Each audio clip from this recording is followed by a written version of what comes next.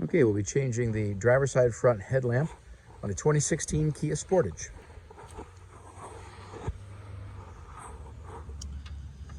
This little cover, just give it a slight twist counterclockwise and it'll pop off.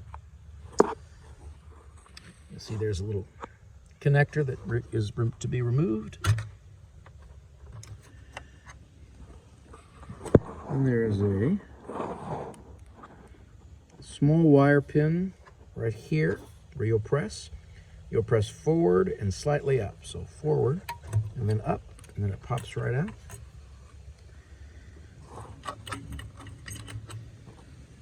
You'll notice for reinstallation that there's a little tab that goes down. You want to take the other one. Might take two hands. Okay, the new bulb is installed. You can see the little holder clip. We're going to push forward, slightly up, and then down and around. Now it's on. Reconnect the black connector plug. It's on, and then, of course, reinstall the cap. Continue to kind of twist until it catches, and you're all done.